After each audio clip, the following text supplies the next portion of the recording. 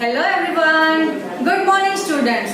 કેમ છો તમે બધા? હું Megha Atal Saraswati group of education તરફથી આ વિડિયો લેક્ચરમાં તમારા બધાનું વેલકમ કરું છું. આઈ હોપ તમે બધા ઘરે ફિટ, ફાઇન એન્ડ હેલ્ધી હશો. તો આપણે આજનો વિડિયો લેક્ચર શરૂ કરીએ વિદ્યાર્થી મિત્રો. તમને બધાને ખબર છે અત્યારે આપણે ચેપ્ટર નંબર 2 ચાલી રહ્યું છે. ચેપ્ટર નંબર 2 કયું છે? તમને બધાને યાદ હશે. ચેપ્ટર નંબર 2 છે CPU. ઓકે, ચેપ્ટર નંબર 2 ની અંદર આપણે સેશન નંબર 2 અત્યારે લઈ રહ્યા છીએ. સેશન નંબર 1 ની અંદર આપણે શું જોયું તો એના વિશે આપણે થોડી ચર્ચા કરી લઈએ. સેશન નંબર 1 માં તમે બધા ચિપ અને સર્કિટ તેના વિશે ખૂબ જ બેઝિક ઇન્ફોર્મેશન મેળવેલી હતી અને કમ્પ્યુટરમાં CPU કઈ રીતે વર્ક કરતું હોય છે તેના બે ઇમ્પોર્ટન્ટ યુનિટ તેના વિશે પણ આપણે ડીપમાં ચર્ચા કરેલી હતી. આ ઉપરાંત ચેપ્ટર નંબર 1 ની અંદર આપણે CPU ના જ્યારે યુનિટ સમજવાનું હતું ડિવાઇસ તરીકે, એમાં પણ આપણે CPU વિશે બેઝિક ઇન્ફોર્મેશન મેળવી લીધી હતી. હવે આપણે આજના વિડિયો સેશન તરફ આગળ વધીએ વિદ્યાર્થી મિત્રો. તમે બધા જ આજનો જે વિડિયો લેક્ચર છે એને ખૂબ જ ધ્યાનથી જોજો. આપણને શું લાગતું હોય છે ઘણીવાર કે ઘણી આંતરિક પ્રક્રિયાઓ કેવી હોય છે કે જે તમે જોઈ નથી શકતા હોતા, પણ એ થતી હોય ને ત્યારે આપણને બિલીવ ન થાય કે આટલી રીતે વર્ક કરતું હોય છે. તો CPU પણ એક એવા જ પ્રકારનું યુનિટ છે, એવા જ પ્રકારનું ડિવાઇસ છે કે જે આંતરિક પ્રક્રિયા ખૂબ જ ઝડપથી અને ડિટેલમાં કરે છે જે આપણે જોઈ નથી શકતા.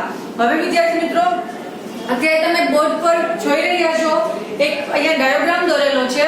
તો એ શું જણાવવા માંગે છે આપણે એને સમજીએ. સૌથી પહેલા તો એ હું કહીશ તમને કે અત્યારે હું તમને ત્યારે બતાવી રહી છું આ છે CPU ના ઘટકો. તમને બધાને આપણે લાસ્ટ સેશનમાં સમજ્યા હતા કે CPU કઈ રીતે કામ કરે છે. તો CPU સૌથી પહેલા તો ઇનપુટ ડિવાઇસ પાસેથી ડેટા મેળવે છે, પછી તેને મેમરી યુનિટમાં મોકલે છે, પછી તેને ડિસાઈડ કરે છે કે કયા યુનિટમાં એને જો મેમરી યુનિટની જરૂર હોય તો ત્યાં મોકલશે, સાંકેતિક ભાષામાં પ્રોસેસિંગ માટે જરૂર હશે તો ત્યાં મોકલશે, સ્ટોરેજ માટે જરૂર હોય તો મેમરીમાં મોકલે છે. આ ઉપરાંત જ્યારે આપણું આઉટપુટ તૈયાર થાય છે પછી એને આઉટપુટ ડિવાઇસમાં આપણને આપતા હોય છે.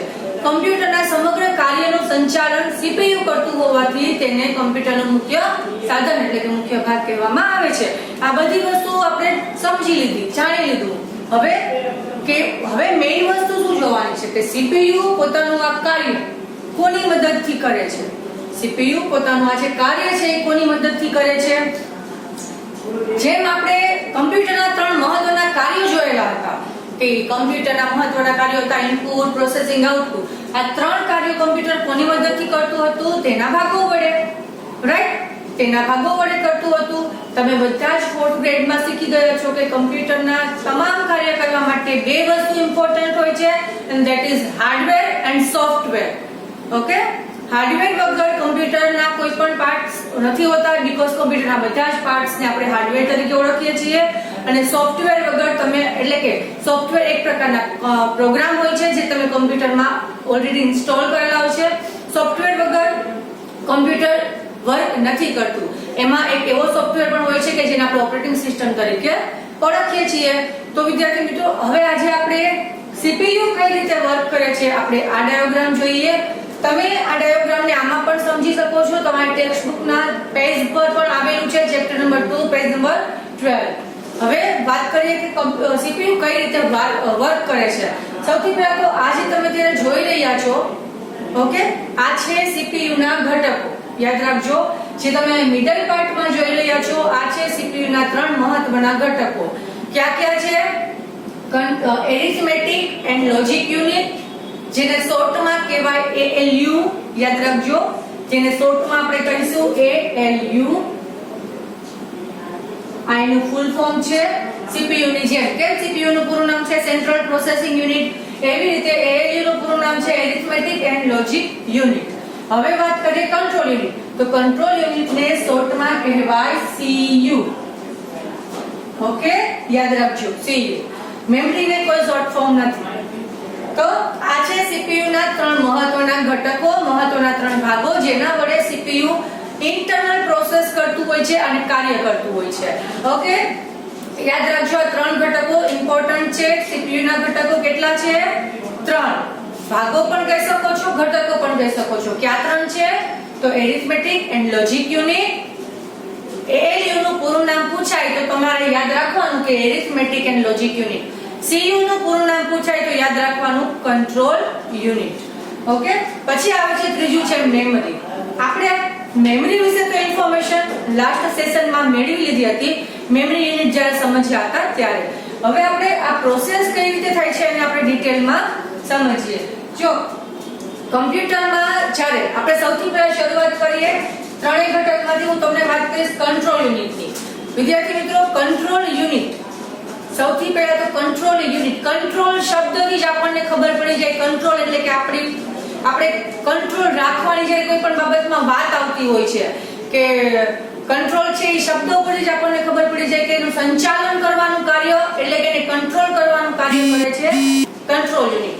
કોને કંટ્રોલ કરવાનું કાર્ય? તો કે કમ્પ્યુટરના તમામ કાર્યોને, CPU ના તમામ કાર્યોને, CPU નું આખું સંકલન, CPU ની અંદર થતી પ્રોસેસનું આખું સંકલન કરતું હોય છે કંટ્રોલ યુનિટ. ફોર એક્ઝામ્પલ, આપણે એન્યુઅલ ફંક્શન હોય, યાદ રાખજો કંટ્રોલ યુનિટ કેટલું ઇમ્પોર્ટન્ટ છે હું તમને સમજાવું છું. ફોર એક્ઝામ્પલ, એન્યુઅલ ફંક્શન હોય તો એન્યુઅલ ફંક્શનમાં સૌથી મેઇન હોય છે આપણા પ્રિન્સિપાલ અથવા તો ટ્રસ્ટી, કે જે લોકો ડિસાઈડ કરે છે કે આપણે આ પ્રકારનું એન્યુઅલ ફંક્શન કરવું છે, રાઈટ. પછી એ શું કરે છે, એ જે કંઈ આપણે મેઇન વસ્તુ શું હોય છે, મેઇન વસ્તુ આપણને આઉટપુટ સારું મળવું જોઈએ. મેઇન શું હોય છે, આઉટપુટ સારું મળવું જોઈએ. આઉટપુટ મળવા માટે આપણે ઇન્ટરનલ કઈ રીતે નક્કી કરવાનું હોય છે, કઈ રીતે વર્ક કરવાનું હોય છે, એ સૌથી મહત્વનો પાર્ટ રહેલો છે. તો ત્યારે આપણે એન્યુઅલ ફંક્શન કરવું હોય તો એ મેઇન તો થઈ જાય છે, જે આખા ફંક્શનને કંટ્રોલ કરે છે તે. પણ પછી તેનું કામ શું છે, તો કે બધાને પોતાનું વર્ક સમજાવવાનું, બધાને પોતાનું વર્ક સોંપવાનું, દેવાનું કામ. ઓકે, તો આ રીતે જેમ વર્ક થતું હોય છે સેમ એવી જ રીતે કંટ્રોલ યુનિટ CPU માં બહુ ઇમ્પોર્ટન્ટ વર્ક કરે છે. કઈ રીતે આપણે જોઈએ. સૌથી પહેલા વિદ્યાર્થી મિત્રો, કંટ્રોલ યુનિટ શું કરે છે? જો પહેલા તો તમને બધાને મેં હમણાં જ કીધું કે કમ્પ્યુટરની અંદર થતી બધી જ ક્રિયાઓનું સંકલન એટલે કે સંચાલન. સંચાલન એટલે કે જે હેન્ડલિંગ કરતા હોય છે, રાઈટ, જે હેન્ડલિંગ કરતા હોય છે. જેમ કે તમને મેં એન્યુઅલ ફંક્શન એક્ઝામ્પલ દ્વારા સમજાવ્યું, સેમ એવી જ રીતે કમ્પ્યુટરની અંદર થતી બધી જ ક્રિયાઓનું જ્યારે સંચાલન એક જ વસ્તુ કરે છે, એ એક ક્યુ વસ્તુ છે, કયું યુનિટ છે, તો કે કંટ્રોલ યુનિટ. યાદ રાખજો, જેમ કમ્પ્યુટરની અંદર થતી બધી ક્રિયાઓનું સંચાલન કરે છે CPU, સેમ એવી રીતે આ CPU ની અંદર થતી બધી જ ક્રિયાઓનું સંચાલન તમે કમ્પ્યુટરની સાથે પણ અટેચ કરી શકો છો, જોઈન્ટ કરી શકો છો. તો એ કોણ કરે છે? Control unit. તે શું કરે છે? ડેટાને જે આપણે એન્ટર કરીએ છીએ, ડેટાને જે કમ્પ્યુટરમાં એન્ટર કરીએ છીએ એને એન્ટર કરવાથી માંડી તેને બહાર કાઢવા સુધીની તમામ પ્રક્રિયાઓ પર તે ધ્યાન રાખે છે. ડેટા જ્યારે અહીંથી એન્ટર થાય છે ત્યારથી શરૂ કરી અને તેને જ્યારે બહાર કાઢવામાં આવે છે અને તેને સ્ટોરેજ કરવામાં આવે છે, દરેક વસ્તુને નિયંત્રણ કરવાનું કામ કરે છે કંટ્રોલ યુનિટ. હવે વિદ્યાર્થી મિત્રો, સૌથી પહેલા એક વસ્તુ ખાસ ધ્યાન રાખજો, કંટ્રોલ યુનિટ છે એ કઈ રીતે કામ કરે છે. તો જો કંટ્રોલ યુનિટનું પહેલું કામ છે ઇનપુટ ડિવાઇસ પાસેથી ડેટા મેળવવો. યાદ રાખજો, કંટ્રોલ યુનિટ પહેલા શું કરે છે, જો અહીંથી જે ડેટા છે એ ઇનપુટ ડિવાઇસ પાસેથી ડેટા જશે કંટ્રોલ યુનિટમાં. હવે ઇનપુટ ડિવાઇસ ક્યાં છે? ક્યાં ઇનપુટ ડિવાઇસથી ડેટા એન્ટર થવાનો છે? તમને બધાને ખબર છે, કીબોર્ડ અને માઉસ. આપણે અત્યારે આ બેને, કારણ કે બે જ બહુ ઇમ્પોર્ટન્ટ ઇનપુટ ડિવાઇસ છે તો આપણે એને ધ્યાનમાં રાખીને ચાલીશું, રાઈટ. અહીંયાથી સૌથી પહેલા ડેટા જાય છે કંટ્રોલ યુનિટમાં. કંટ્રોલ યુનિટ જે ડેટા છે અહીંયાથી જાય છે એટલે કે કંટ્રોલ યુનિટ સૌથી પહેલા ડેટાને મેમરીમાં મોકલે છે, સ્ટોરેજ કરવા માટે એને મેમરીમાં મોકલે છે. ત્યાર પછી કંટ્રોલ યુનિટ ફરીથી એ જ ડેટાને ALU માં મોકલે છે, એટલે કે એરિથમેટિક એન્ડ લોજિક યુનિટમાં મોકલે છે, જેમાં ડેટાને પ્રોસેસ કરવાનું કામ થતું હોય છે. યાદ રાખજો, એરિથમેટિક એન્ડ લોજિક યુનિટમાં શું કામ થતું હોય છે? ડેટા પ્રોસેસ કરવાનું. હવે એરિથમેટિક એન્ડ લોજિક આ બંનેનો મીનિંગ તમને હું હમણાં થોડી વારમાં જ સમજાવું છું. તો સૌથી પહેલા ફરી એકવાર રિપીટ કરી દઉં છું, પહેલા શું કામ કંટ્રોલ યુનિટ કેવી રીતે વર્ક કરશે? પહેલા તો એ ઇનપુટ ડિવાઇસ પાસેથી ડેટા મેળવશે, ત્યાર પછી એ ડેટા મેમરીમાં મોકલશે, મેમરીમાંથી આ જ ડેટાને ALU માં મોકલશે. મેમરીમાંથી આ જ ડેટાને ALU માં મોકલશે. ALU માંથી જ્યારે ડેટા પર પ્રોસેસ થઈ જાય છે, ડેટા રેડી થઈ જાય છે, પછી તેને સ્ટોર કરવા માટે, સંગ્રહ કરવા માટે એ જ ડેટાને કંટ્રોલ યુનિટ ફરીથી મેમરીમાં મોકલશે. યાદ રાખજો, ત્યારે એ જ ડેટાને કંટ્રોલ યુનિટ ફરીથી ક્યાં મોકલશે? મેમરીમાં મોકલશે. અને ત્યારબાદ તેને ક્યાં મોકલવામાં આવશે? આ બધી જ પ્રોસેસ થયા પછી તેને આઉટપુટ ડિવાઇસમાં મોકલવામાં આવશે. હવે આઉટપુટ ડિવાઇસ ક્યાં છે? અહીંયા અત્યારે આપણે કીબોર્ડ અને માઉસ, આ બે ઇનપુટ ડિવાઇસ છે. તો એવી જ રીતે અહીં આઉટપુટ ડિવાઇસમાં આપણે મોનિટર અને પ્રિન્ટરને રાખીએ છીએ. ઓકે, તો જ્યારે તમારો ડેટા ઇનપુટ ડિવાઇસ પાસેથી કંટ્રોલ યુનિટમાં જાય છે, કંટ્રોલ યુનિટ આ ડેટાને મેમરીમાં મોકલે છે. મેમરી આ ડેટાને, એટલે કે કંટ્રોલ યુનિટ મેમરી પાસેથી ડેટા લઈ એને ALU માં મોકલે છે. ALU માંથી ડેટાની જ્યારે પ્રોસેસ થઈ જાય છે, તૈયાર થઈ જાય છે, ત્યારે એને સ્ટોર કરવા માટે ફરીથી ક્યાં મોકલવામાં આવે છે? મેમરીમાં. અને ત્યારબાદ તેના પર જે કઈ પ્રોસેસ સ્ટોરેજની હોય છે થઈ જાય છે, અને પછી તેને મોકલવામાં આવે છે આઉટપુટ ડિવાઇસમાં. એટલે કે આપણને જે આઉટપુટ જોવા મળે છે તે. આપણા માટે આ વસ્તુ સમજવી બહુ જ અઘરી હોય છે, કેમ કે આપણે તો જ્યારે ડેટા એન્ટર કરીએ છીએ ત્યારે આપણને ડાયરેક્ટલી સામે દેખાય છે. તમે લોકો મોનિટરમાં ડાયરેક્ટલી એ ડેટા જોઈ શકો છો, અગર તો પ્રિન્ટરમાં એ ડેટા છાપેલો પણ જોઈ શકો છો. પણ આ ઇન્ટરનલ પ્રોસેસ હોય છે એ કોઈ નથી જાણતું. જેવી રીતે એન્યુઅલ ફંક્શનમાં ફંક્શન જોવા આવેલા જે દર્શકો છે, જે ઓડિટોરિયમમાં બેઠેલા દર્શકો છે, જેને કાંઈ નથી ખબર હોતી કે આ એન્યુઅલ ફંક્શન છે એ ક્રિએટ કેવી રીતે થયું છે, કેવી રીતે તૈયાર થયું છે, કોની મહેનત છે, કોણે હેન્ડલિંગ કરેલું છે, જેમ સામે બેઠેલા ઓડિટોરિયમના દર્શકો કાંઈ નથી જાણતા. એના માટે શું હોય છે કે સ્ટેજ હોય છે, સ્ટેજ પર બધા પરફોર્મ કરતા બાળકો હોય છે, તેમજ ટીચર્સ હોય છે જે બધાને તૈયાર કરતા હોય છે. તો આ દરેક વસ્તુઓ ખાલી સામે દેખાતી હોય છે, બટ ઇન્ટરનલ શું પ્રોસેસ થઈ હોય છે, કેટલી મહેનત લાગેલી હોય છે, એમાં એ કોઈ નથી જાણતું. તો બસ સેમ એવી જ રીતે આ ઇન્ટરનલ પ્રોસેસ એટલી સ્પીડમાં થતી હોય છે કે આપણને ખબર જ નથી પડતી કે આટલી પ્રોસેસ થઈ ગઈ છે. તો વિદ્યાર્થી મિત્રો, આ ખાસ ધ્યાન રાખજો કે CPU જે છે, CPU એ ઇન્ટરનલ પ્રોસેસ ખૂબ જ ઝડપથી કરે છે, ખૂબ જ ઝડપથી કરે છે. હવે જ્યારે તમે ડેટા આઉટપુટ ડિવાઇસ પાસેથી મળી જાય છે, ત્યાર પછી મેઇન કાર્ય શું રહી જાય છે કે ડેટાને સ્ટોર કરવાનું.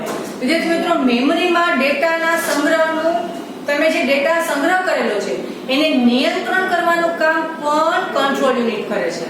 હવે મેમરી કયા પ્રકારની હોય, કેવી રીતે હોય, એ દરેક વસ્તુ મેમરીની તમને હું સમજાવીશ ચેપ્ટર નંબર 3 સ્ટોરેજમાં. યાદ રાખજો બધા. મેમરીનું કામ છે તો કે એમાં ડેટા સ્ટોર થાય છે, પણ મેમરીમાં જે ડેટા સ્ટોર થાય છે તે એના સંગ્રહનું નિયંત્રણનું કાર્ય પણ કંટ્રોલ યુનિટ દ્વારા જ કરે છે. તે મેમરીના બધા જ પ્રોગ્રામનો સંગ્રહ કરે છે. મેમરીની અંદર શું કરે છે? બધા પ્રોગ્રામનો સંગ્રહ કરે છે. તમે જે કોઈ ફાઇલ બનાવો છો એ ફાઇલનો સંગ્રહ પણ મેમરીમાં જ થાય છે. ત્યાર પછી વિદ્યાર્થી મિત્રો, જ્યારે એક પછી એક સૂચના કમ્પ્યુટરને મળતી હોય છે ત્યારે ડેટા પર પૃથ્થકરણ કરવું, એટલે કે વિચાર કરવો કે કયો ડેટા છે એ કયા પ્રકારનો છે, એને કઈ રીતે કયું કાર્ય કરવાનું છે, એ ચોક્કસ કાર્ય કરવા માટે કંટ્રોલ યુનિટને યોગ્ય કમાન્ડ આપે છે. આ દરેક કામ બહુ જ ઇન્ટરનલ હોય છે વિદ્યાર્થી મિત્રો, બટ આ એક ઇમ્પોર્ટન્ટ નોંધ છે, આપણા માટે જાણવું ખૂબ જ જરૂરી છે કે CPU ના ઘટકો કઈ રીતે કામ કરતા હોય છે. તો કંટ્રોલ યુનિટ એ એક એવું યુનિટ છે કે જે બધાને સંચાલન કરવાનું કામ કરે છે. જેમ તમને મેં થોડી વાર પહેલા હમણાં એક્ઝામ્પલ આપેલું હતું, સેમ એવી જ રીતે આ વાત ખાસ બધા ધ્યાન રાખજો. આ ત્રણેયમાંથી મુખ્ય યુનિટ કયું છે? Control unit. CPU ના ઘટકો કેટલા છે? 3. ALU, CU, memory. ALU નું પૂરું નામ arithmetic and logic unit, CU નું પૂરું નામ છે કંટ્રોલ યુનિટ. ઓકે, હવે વિદ્યાર્થી મિત્રો વાત કરીએ આપણે ALU, arithmetic and logic unit. Arithmetic અને લોજિક યુનિટ એટલે કે ગણિતના કાર્યો અને તુલનાત્મક કાર્યો. તુલના એટલે શું? કયું મોટું છે, કયું નાનું છે, કયું સાચું છે, કયું ખોટું છે, આને તુલના કરેલી કહેવાય. રાઈટ? મેથ્સમાં તમારે આવતું હોય કે greater than and less than આવતું હોય કે અમુક સંખ્યા છે એ નાની હોય, અમુક સંખ્યા છે એ મોટી હોય, તો એ શું થયું? તુલના કરવાની થયું. રાઈટ? ફોર એક્ઝામ્પલ,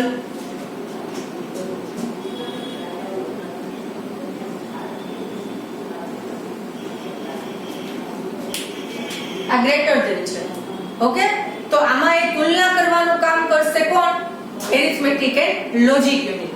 હવે મેથ્સમાં થતા દરેક ગણિતના કાર્યો અને તો આ રીતે તુલનાત્મક કાર્યો કોઈ પણ જે કરવાના હોય તે સીપીયુ ના મેઇન ઘટકમાં જ થતા હોય છે. તમે હમણાં થોડી વાર પહેલા જ કંટ્રોલ યુનિટને સમજ્યા હતા. કંટ્રોલ યુનિટનું કામ શું છે? કંટ્રોલ યુનિટનું કામ છે ALU નું કામ શું છે? તો કે ડેટા પર પ્રોસેસ કરવાનું, તમારો ડેટાને તૈયાર કરવાનું. આ સૌથી ઇમ્પોર્ટન્ટ કામ છે ALU નું. તો એ ડેટાને પ્રોસેસ કરવા માટે, એને તૈયાર કરવા માટે સીપીયુ એને ડિસાઈડ કરવાનું હોય છે કે આ ડેટા કયા પ્રકારનો છે. ગાણિતિક છે, ગણતરી વાળો છે કે તુલનાત્મક વાળો છે. ALU એક એવું યુનિટ છે કે જેની અંદર વિદ્યાર્થી મિત્રો તમે એવું પણ કરી શકો છો કે કોઈ ખરા ખોટા હોય છે તો એ ખરા ખોટા પણ એ તુલના કરીને આપણને કમ્પ્યુટર બતાવે છે કે આ સાચું છે અને આ ખોટું છે. કમ્પ્યુટર ખરેખર અત્યારના સમયમાં ખૂબ જ ઉપયોગી, એકદમ ઉપયોગી એમ કહીએ કે સાધન છે. ખૂબ જ ઉપયોગી ડિવાઇસ છે કે જે આપણા મેથ્સના મોટા મોટા પ્રોબ્લેમ્સ છે એ કમ્પ્યુટરના લીધે સરસ રીતે સોલ્વ થઈ શકે છે. તો આ રીતે એરિથમેટિક એન્ડ લોજિક યુનિટ છે એ કયા કયા કાર્યો કરે છે? તો કે ગણિતના કાર્યો કરી શકે છે, તુલનાત્મક કાર્યો કરે છે, તેમજ તમારું જે વાક્ય છે મેથ્સની કે કોઈ પણ આંકડાકીય માહિતી સાચી છે કે ખોટી એટલે કે ખરું ખોટું પણ એ દર્શાવી શકે છે. ગણિતના કાર્યોમાં એ શું કરી શકે છે? તો કે સરવાળા કરી શકે છે, તેમાં તમે બાદબાકી કરી શકો છો, તમે એની અંદર તમે ગુણાકાર કરી શકો છો, ભાગાકાર કરી શકો છો. આ દરેક ક્રિયાઓ એરિથમેટિક એન્ડ લોજિક યુનિટ કરે છે. આ ઉપરાંત જ્યારે તમારે કોઈ પણ તુલના કરવી છે, બે સંખ્યાઓની તુલના કરવી છે, જે તમારે મેથ્સમાં આવતું હશે કે સંખ્યાઓની તુલનામાં શું હોય કે કઈ સંખ્યા છે નાની છે, કઈ સંખ્યા છે તે મોટી છે, એ દર્શાવવાનું કામ પણ તમને કમ્પ્યુટરની મદદથી સરસ રીતે થઈ શકે છે. આ ઉપરાંત તમે કોઈ વાક્ય લખેલું છે, મેથ્સ ને રિલેટેડ કોઈ વાક્ય લખેલું છે ગાણિતિકમાં, તો એ સાચું છે કે ખોટું? તમે જે પ્લસ કરેલો છે, સરવાળો કરેલો છે કે તમે તેની કોઈ મેથ્સ નો ગુણાકાર કરેલો છે, એ સાચું છે કે ખોટું એ દર્શાવવા માટેના ફોર્મ્યુલા પણ કમ્પ્યુટરમાં આપેલા હોય છે, જે તમને સાચો આન્સર આપે છે કે આ તમારું આન્સર ખોટું છે અથવા તો સાચું છે. તો આ દરેક પ્રક્રિયા તમે આઉટપુટમાં એટલે કે તમે મોનિટરમાં જોઈ શકતા હો છો, પણ આપણને એ ખબર નથી હોતી કે એ એકચ્યુઅલી વર્ક કોણ કરે છે. એની અંદર ચાલતું એરિથમેટિક એન્ડ લોજિક યુનિટ આ વર્ક કરતું હોય છે. તો વિદ્યાર્થી મિત્રો, આ હતું ALU. તમને બધાને સરસ રીતે સમજાઈ ગયું હશે. હવે વાત કરીએ આપણે મેમરીની. મેમરી જેમ તમને બધાને ખબર છે, એ નામ સૂચવે છે એ રીતે જ મેમરી એટલે કે સંગ્રહ કરવું. એ સંગ્રહ શેમાં કરશે? તો એના પોતાના ડિવાઇસ હોય છે, એની અંદર મેમરી સંગ્રહ કરતું હોય છે. એટલે કે કયા ડિવાઇસ હશે, એમ તમને કયા ડિવાઇસ હશે, કયા પ્રકારની મેમરી હશે, જેને આપણે આગળ સમજવાનું છે. હવે મેમરીનું કામ શું છે? તો કે ડેટા, પ્રોગ્રામ અને બધા જ પ્રકારની ઇન્ફોર્મેશન હોય, માહિતી હોય, એને સંગ્રહ કરવાનું કામ કરશે. તો સૌથી પહેલું કાર્ય શું થાય છે? તો કે કંટ્રોલ યુનિટ જ્યારે ડેટા ઇનપુટ ડિવાઇસ પાસેથી મેળવે છે ત્યારે એ ડેટા જાય છે ક્યાં? મેમરીમાં. મેમરીમાંથી એ જે ડેટા મેળવી લીધો છે એ મેળવેલો ડેટા મેમરી ક્યાં મોકલે છે? કંટ્રોલ યુનિટ એને ક્યાં મોકલે છે? ડેટા પર પ્રોસેસ કરવા માટે. યાદ રાખજો, આપણું આઉટપુટ તૈયાર થાય છે ને તે આ યુનિટમાં જ થાય છે. તમારું આઉટપુટ નીચેનામાંથી આ ત્રણમાંથી શેમાં તૈયાર થાય છે? આપણું આઉટપુટ CPU આપણું જે આઉટપુટ તૈયાર કરે છે તે આ યુનિટમાં જ કરે છે, ALU માં. તો આપણો જ્યારે ડેટા છે એને પ્રોસેસ કરી અને એને આઉટપુટને રેડી કરવા માટે ALU માં મોકલવામાં આવે છે.